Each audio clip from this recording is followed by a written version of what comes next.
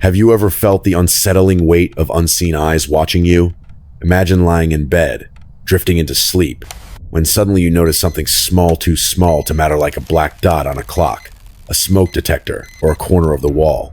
What if that dot was not harmless at all, but a hidden camera, recording every move you make? This is not a nightmare. These are real stories. Innocent people, just like you, walked into homes, rentals, and even their own bedrooms, only to discover they were never truly alone. They were being watched, hunted, their privacy ripped away by strangers or worse, by the people they trusted the most. Tonight, we dive into 3 disturbing hidden camera horror stories that will make you question your safety in the very places you thought were secure. Before we begin, ask yourself this: how sure are you that no one is watching you right now? Welcome to The Price Paid, where every story reminds us that safety can shatter in an instant. Subscribe now, before the next story finds you. I was 22 when I learned that sometimes the places we trust the most can become cages. I had just graduated college, still figuring out what I wanted to do, drifting between temporary jobs that kept me afloat. Babysitting, walking dogs, running errands for elderly neighbors, nothing glamorous, but it paid enough to cover rent and groceries. I was restless, eager to start my adult life, but also naive enough to think that helping strangers for a little cash was harmless. When a woman I had worked for recommended me to her neighbor's friend, I didn't think twice. She said his name was Craig, that he needed someone to stay at his home for a week while he was away, mainly to look after his golden retriever, Max. I like dogs, and the pay was higher than usual. Easy money, I thought. But easy money has a price. Craig called me personally to explain the details. His voice was calm, polite, maybe a little too warm, like he was trying hard to sound trustworthy. He told me that Max was an anxious dog, the kind who needed someone to sleep in the house rather than just drop by. I agreed. We arranged to meet 2 days later, and when I finally saw him, I thought nothing of it. He was tall, late 40s, glasses with thin rims, a windbreaker that made him look like any other suburban dad. His house sat on the edge of town, tucked back in the woods, isolated but comfortable. Beige carpets, floral curtains, and the faint smell of lemon cleaner it looked dated but lived in. Craig showed me around. He explained how often to let Max outside, which fridge items I could use, even pointed out the spare key hidden under a flower pot. His friendliness felt normal enough. He told me I'd sleep in the guest bedroom on the first floor, right off the living room. I smiled, reassured. That was Monday night. The first 2 nights passed without incident. I watched TV, took Max for evening walks, and let him curl up at the foot of the bed. He was a sweet dog, the kind who followed me everywhere, and I felt strangely at peace with him there.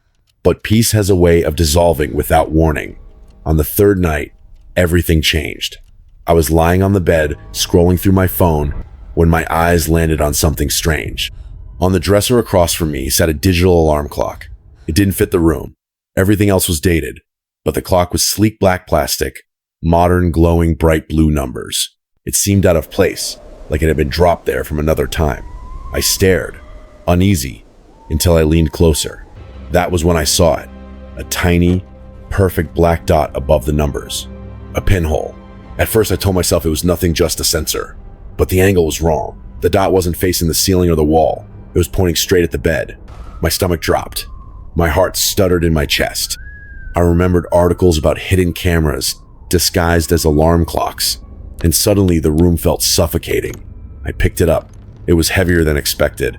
A faint buzzing came from inside, like a tiny fan running. My reflection stared back at me in the glossy surface. And for a terrifying second, I thought about the possibility that someone was watching me live, right now, through that little hole. My skin prickled, my breath caught. Max lifted his head and whined. That was when I heard the sound that told me I wasn't alone. A door closing, not at the front of the house, but somewhere deeper inside. Every nerve in my body screamed. Craig wasn't supposed to return until Sunday. It was Wednesday. My hands shook as I set the clock back on the dresser, terrified of making noise. Footsteps followed. Slow, deliberate. The kind of steps you take when you don't want to be heard but still are. They crept down the hallway and stopped outside my door. My pulse thundered in my ears. I threw the lock just as the knob twitched. Then came his voice. Craig, calm at first, almost soothing, saying he had left something in the room, that I should open up. My lips wouldn't move. He said it wasn't what I thought, that the device was just a motion sensor for Max. that he hadn't wanted to scare me by mentioning it. His words were oily, practiced, and the longer he spoke, the more wrong they sounded. When I stayed silent, the calm cracked. His knocking grew violent, pounding like fists trying to break through. His voice sharpened, anger spilling out, shouting that I should open the door. He threatened to get the key, to call the police, and accuse me of breaking in. Max barked furiously, hurling himself against the door, as if he too sensed the danger.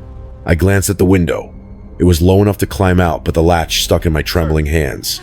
My chest tightened, panic clawing at me as Craig's pounding grew louder. Finally, I shoved the window open and stumbled out into the night air. My knees hit the grass hard, but adrenaline carried me.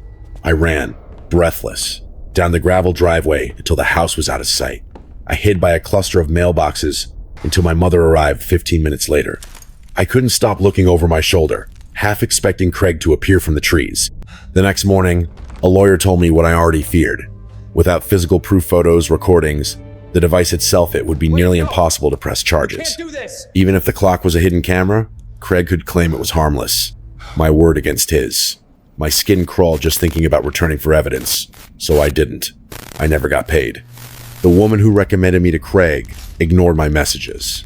I never learned whether she knew what kind of man he was. For weeks, I dreamed of that tiny black lens, imagined it blinking awake whenever I walked into a room. I started checking every clock, every smoke detector, every picture frame in my own apartment, terrified I'd find another eye staring back. And the worst part? I still don't know how long he had been in the house before I discovered the clock. When I think back to the sound of the door closing, I wonder if he had been there all along, watching me not only through the camera, but in person, hidden in the shadows of his own home. That was the night I learned the price of trust. It was supposed to be a quick getaway. My girlfriend Emma and I had planned to visit her sister in a small town 3 hours from where we lived. The idea was simple. Find a cheap, cozy rental for a few days, spend time with family, maybe do some hiking. We wanted something quiet, a place to unplug. When I booked the Airbnb in late September, I thought I'd found the perfect spot. The listing showed an old 2-story house with a wraparound porch, glowing yellow lights in the living room, and polished hardwood floors. It had that storybook charm, like something from a small town postcard. There was one odd detail in the description: basement storage room, off limits. But that didn't strike me as strange. Hosts often keep private spaces locked. It barely registered as important. We arrived just before sunset. The house looked older than in the photos. Its paint faded, the porch creaking under our steps. It stood alone at the end of a narrow road, lined with dark trees. No neighbors in sight except one distant house. The air smelled damp, and the sky was already dimming. I felt a flicker of unease, but brushed it off. The host was waiting for us. His name was Alan. He was tall but slightly hunched, maybe late 50s, with thin gray hair combed neatly over his head. He wore a pressed flannel shirt tucked into jeans, the picture of rural neatness. But something about him didn't sit right. His smile didn't reach his eyes, and when we shook hands, his gaze lingered a little too long. He gave us a tour of the house. The hallway smelled faintly of dust and something sweet, like candle wax, though there were no candles. The living room had a large couch facing an old television.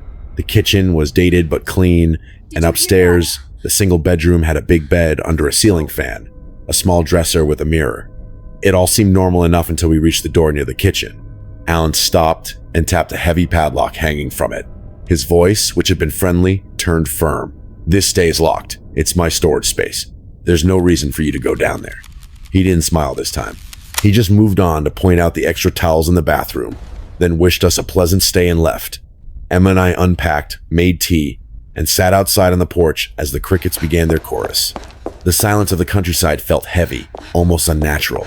By the time we went to bed, the quiet had grown unnerving. No traffic, no distant voices, just the house and the dark woods beyond. Sometime after midnight, I thought I heard a dull thud from below. It was faint, like something heavy shifting on a rough floor. I paused, held my breath, but it didn't come again. I told myself it was just the house settling. The next morning was normal. We ate breakfast in town, visited shops, and met Emma's sister for lunch. We stayed out until dark, then returned to the house for dinner and a movie. But around 2 a.m, the peace shattered. I woke up needing the bathroom. As I crept back toward the bedroom, I froze halfway up the stairs. There it was, a dragging sound from the basement. Something heavy being pulled across the floor. Stop, start, stop. It lasted maybe 5 seconds, then silence. My first thought was Alan had come back for something, but he'd said he wouldn't be around at all. I stood still, every sense straining. Then I went into the bedroom and whispered to Emma. She was awake. She'd heard it too. We lay there another half hour, but the sound didn't return. The second night was worse. We'd spent the day hiking and were exhausted. But sometime around 2:30 a.m., the noises came again. Not dragging this time footsteps. 4 or 5 in a row, then a pause, then 3 more. Each pause long enough to make me think whoever or whatever it was listening. Emma whispered that she thought she heard breathing between the steps. My heart pounded. I didn't want to move. We just lay there staring at the ceiling until morning. By the 3rd morning, the house felt different. Heavy. Like the air itself was watching us. We still went out for our plans, but returning each evening felt like stepping into a trap. I decided to check the basement door during the day. It was still locked, but when I leaned closer, I caught a faint, unpleasant smell-stale, damp air mixed with something sour. I pulled back quickly, my stomach turning. That night, the noises began earlier, around midnight. First a faint metallic clinking, like metal tapping against something hard. Then the footsteps again, off and on for nearly an hour. Emma barely spoke before bed, her face pale. The 4th night was our breaking point. Emma stopped brushing her hair and asked if the smoke detector above the bed looked strange. I glanced up. At first I didn't see it, but when I stood on the bed for a closer look, I saw a small, perfect black dot in the middle, shinier than the surrounding plastic. A bad feeling hit me like ice water. I grabbed a chair, unscrewed the detector, and inside was a tiny battery-operated camera with its green light on. Emma sat on the bed, pale and silent, as I searched the rest of the room. Near the dresser mirror, another small lens poked through a hole in the wall, both aimed directly at the bed. That was it. We shoved our things into our bags without folding them, and left the house without speaking to the host. We drove to the nearest gas station and called the police. 2 officers met us there. We explained everything, the noises, the cameras, the locked basement tan. They followed us back to the house. The front door was unlocked. Technically, we still had the right to be there. We'd paid for 4 days. The police went inside and began collecting evidence, including the cameras and whatever recording equipment they could find. They took our statements in detail, asking if anything strange had happened during our stay. We told them about the noises from the basement. When we showed them the basement door, we were shocked to see it wide open, pitch black below. We told them it had been locked before, that the host had been very clear about not going down there. The officers descended with flashlights. Moments later, raised voices echoed up the stairs. Some kind of commotion. Then one officer called us down. Is this the host? It was Alan. He had been hiding in a closet in the basement. Inside was a monitor, presumably fed by the cameras above. The police seized it. Alan was arrested on the spot and charged with criminal trespass and invasion of privacy. We didn't have to testify in court. The police sent our statements to the prosecutor. Airbnb offered us a voucher, a thin attempt to keep us from sharing our story. We accepted, but it didn't erase what had happened. That experience changed us. Hotels feel safer now, but even then, we check smoke detectors, clocks, and picture frames. We check every locked door, every vent, every small hole in the wall. Because once you've been watched like that, you never fully relax again. When I first moved into the apartment, I thought I had gotten lucky. 2 bedrooms, a decent price, and a roommate who seemed quiet and responsible. His name was Eric. We met through a Facebook housing group, the kind where people post room openings with a couple of photos and short descriptions. He came off polite, maybe a little awkward, but not in a bad way. He wasn't the type to fill awkward silences with pointless chatter, which I thought was a good thing. I wasn't looking for a new best friend, just someone reliable enough to split the rent. For the first few months, everything seemed fine. We had opposite schedules, which worked out perfectly. I worked a standard 9-to-5 office job, and he worked nights at some warehouse. Most mornings when I left, his door was shut. By the time I got home, he was usually gone. We crossed paths a couple times a week in the kitchen or living room, exchanging a few words about bills or groceries. It was civil, predictable, and easy. But then, little things started happening. Subtle, at first the kind of things you could brush off. I'd come home and notice my closet door slightly open, even though I always shut it. Another day, my desk chair was angled differently, facing my bed instead of my computer. I told myself I was being forgetful, that maybe I had left it that way. But a knot formed in my stomach, a quiet voice whispering that someone had been in my room. The confirmation came one Saturday morning when I was cleaning. I was dusting shelves, wiping surfaces, and reached the corner of the room near the window. That's when I saw it Eat a tiny black dot high up where the wall met the ceiling. At first I thought it was a screw or a chip in the paint. I dragged a chair over and climbed up. My chest tightened as soon as I saw what it was. A camera. It was small, wireless, and positioned perfectly to capture my bed. My hand shook as I pulled it off the wall. It had a slot for a memory card, but the card was missing. My head spun. Images flashed through my mind. Nights of sleeping vulnerable, mornings of dressing, intimate moments with girlfriends, all of it possibly recorded. My stomach churned. There was only one person who could have done this, Eric. He was the only one with access to my room. I stood in the hallway staring at his closed door, my pulse hammering in my ears. I told myself to let it go, to leave, but curiosity gnawed at me. Slowly, I turned the knob. His room was dark and stale, blinds shut tight. The air smelled of dirty laundry and old food. His bed was unmade, his desk cluttered with papers, unopened mail, loose change. I scanned the space expecting another camera, maybe a laptop full of files, but there was nothing obvious. Just mess. I backed out, heart pounding, and shut the door. I needed proof. Without it, it was my word against his. So I set a trap. I tucked the camera into my nightstand drawer under some socks. If Eric came looking for it, I would know for sure. For 2 nights, nothing happened. I felt paranoid but hopeful. Maybe I was wrong. Maybe someone else had been in the apartment, though that didn't make sense. But on the 3rd night, my worst fears solidified. I woke up around 3 a.m. to a faint noise. At first, I couldn't place it, but then I realized it was right beside me, the sound of wood sliding against wood. My nightstand drawer. My heart froze. I kept my eyes half shut, pretending to sleep. In the pale light filtering through the blinds, I saw him. Eric. He was bent over my nightstand, rummaging through the socks, searching. My chest tightened, my heart beating so loud I thought it would give me away. I stayed completely still. Then he stopped. He froze and turned his head toward my bed, his eyes locked onto me. I thought maybe he wasn't sure if I was awake, but then he spoke. His voice was low, chilling. I know you're awake. I shot through my veins. I sat up quickly, fear turning into rage. I demanded to know why he had put a camera in my room.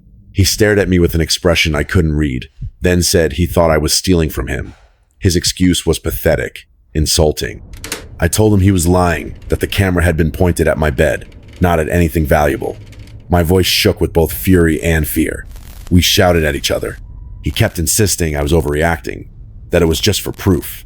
I called him sick, told him I would report him to the landlord and maybe even the police. I yanked open the drawer, pulled out the camera, and held it up. This is proof. You're not getting it back. I stormed into the kitchen and hurled the device into the trash, hoping I had destroyed it. I told him to stay out of my room, that the next morning I would tell the landlord everything. He stood in the hallway, fists clenched, staring at me with a blank expression that was somehow worse than anger. Then he turned and walked back into his room without a word. I didn't sleep the rest of that night. I sat on the couch with the TV on, every creak in the apartment making me jump. When the sun rose, I checked the trash. The camera was gone. I told the landlord what happened. He said he'd look into it, but nothing has been done. Eric still lives there. We don't speak, but when we cross paths, his stare makes my skin crawl. No. It's not the look of someone embarrassed or defensive. It's the look of someone waiting, watching. I don't know why he really did it. His excuse about theft was a lie. I don't know what he wanted to record or what he planned to do with the footage. Maybe I don't want to know. But every night since, when I lie in bed, I can't shake the feeling that there are more cameras hidden around me. Maybe in the vents, behind the mirror, inside the smoke detector. I've searched and found nothing, but the thought lingers like a shadow. A week ago, I was awake late when I heard footsteps in the hallway. They stopped outside my door. For over a minute, silence except for the faint creak of wood as weight shifted on the other side. He was standing there, unmoving, waiting. Finally, the steps retreated. I'm looking into moving out, maybe pressing charges, but I don't have any real evidence. No photos, no recordings, not even a text from him admitting it. Nothing. Just the gnawing certainty that I've been violated in my own home, and the man living 10 feet away knows it. There is a particular kind of fear that does not scream, does not lunge, does not bare its teeth. It sits quietly in the corner of the room, hidden behind an unassuming object. A clock, a smoke detector, a black dot on the wall. It is the fear of being watched. And for the people whose stories you've just heard, that fear became reality. 3 very different lives, 3 very different settings. A young woman house-sitting for a stranger. A couple on a romantic trip. A man sharing an apartment with someone he barely knew. Yet their stories converge on one horrifying truth. The invasion of privacy is not always a distant crime or a headline. Sometimes it lives inside the very walls of the spaces we think are ours. In the first story, the woman thought she was simply taking care of a dog. She followed the instructions, stayed in the guest room, treated the place with respect. She even grew fond of the golden retriever, curled at the foot of her bed. But above the glowing blue numbers of a digital clock, a hidden eye recorded her. Even worse, its owner was not miles away as promised, but inside the house, creeping down hallways at night. The moment she realized she was not alone became the moment she understood she had walked into a trap she could barely escape. The second story unfolded hundreds of miles away, but in a strikingly similar way. A couple searching for a cozy retreat ended up in a remote home surrounded by trees and silence. The host smiled too long, spoke too firmly about a locked basement door. At night, the house came alive with sounds from below dragging, footsteps, and breathing that seemed to pulse in the darkness. The discovery of hidden cameras in the bedroom shattered any illusion of safety, and their flight into the night felt less like leaving a rental and more like escaping a snare. The host, Alan, was caught hiding in his own basement, surrounded by monitors like a spider at the center of its web. Then there was the third story, the one closest to home in every sense. No isolated houses or creepy strangers. Just a roommate, a shared lease, and an expectation of privacy. Little signs of the open closet, the turn trailed to the sickening discovery of a tiny camera pointed at the bed. The confrontation was not with a stranger, but with someone whose footsteps passed outside the bedroom door every day. The victim could not run to a hotel or drive 3 hours home. He had to sit in his own apartment, knowing the person on the other side of the wall had violated him. Taken together, these stories form a pattern, and it is not about one man named Craig or Alan or Eric. It is about the way technology has made voyeurism effortless. Cameras are smaller, cheaper, easier to hide. Anyone with a few dollars and a twisted curiosity can turn a private space into a stage. For the victims, the damage lingers long after the device is gone. It seeps into habit-checking clocks, inspecting smoke detectors, avoiding eye contact with hosts and roommates. It stains memories.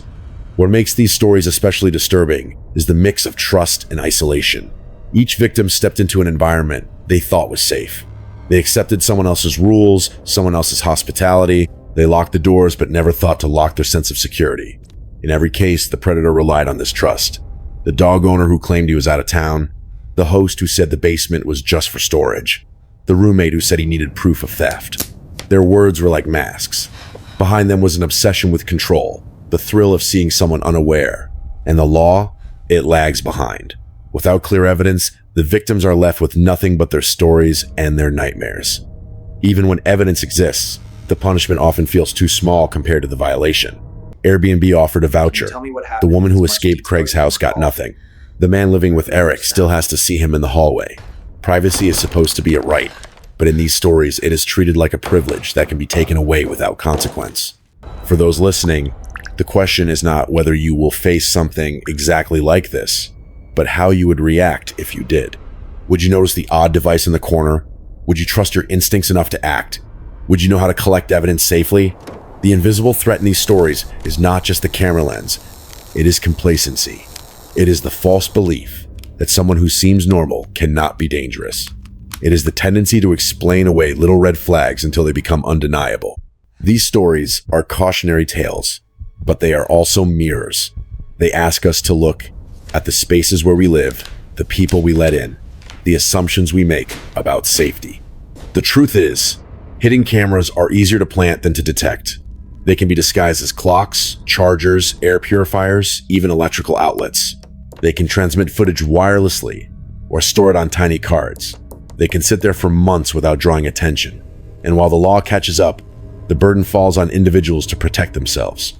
That is why these stories, as unsettling as they are, matter. They remind us that vigilance is not paranoia. Checking your surroundings is not overreacting. Asking questions is not rude. The price of trust once lost is far higher than a few minutes of caution. Tonight you heard about a woman fleeing through a window while a man pounded on her door, a couple fleeing a rental while their host hid in the basement, a man waking to find his roommate rifling through his nightstand at 3 a.m. These are not urban legends. They are the quiet, creeping horrors of everyday life. And as you listen, as you glance around your own room, perhaps at the clock on your dresser or the detector on your ceiling, you might feel that same chill run down your spine, because the invisible threat is not out there. It is here, in the places we believe we are safest. Welcome to The Price Paid, where every story is a warning. Subscribe now, because what you do not see can still be watching you. Privacy is one of the most fragile things we possess. It is invisible, intangible, and yet when it is taken from us, the damage is as real as any physical wound. The 3 stories you have just heard reveal how easily our most private moments can be stolen not by chance, not by accident, but by people who deliberately exploit our trust. In the first story, trust came in the form of a simple job, caring for a dog in a quiet home. But the house was not empty. Behind the mask of hospitality lurked a predator who turned a guest bedroom into a stage for his obsession. In the second story, a rental advertised as charming and cozy became a nightmare where a host monitored guests from the shadows of his locked basement. And in the third story, the threat was not a stranger, but someone who lived just a few steps away, sharing a lease and a roof, but hiding sinister intentions. What unites these stories is the devastating realization that safety is never guaranteed. A locked door, a familiar face, a glowing review on a website known of these can ensure that we are free from being watched. And once that trust is broken, it is almost impossible to restore. The victims walked away, but they carried invisible scars. Paranoia, sleepless nights, the constant urge to check every corner of every room. So what can we do when faced with this invisible danger? Awareness is the first weapon. Before settling into any new space, whether it is a hotel, a rental, or even a shared apartment, take a few moments to inspect the environment. Look closely at smoke detectors, alarm clocks, outlets, and mirrors. Hidden cameras often have telltale signs, unusual lights, tiny pinholes, or misplaced objects that do not match the room. Use your phone's flashlight to sweep for reflections. Trust the uneasy feeling in your gut. It exists for a reason. Second, know your rights. If you discover something suspicious, document it. Take photos, record video, and contact local authorities. Evidence is crucial, because without it, predators hide behind excuses and loopholes.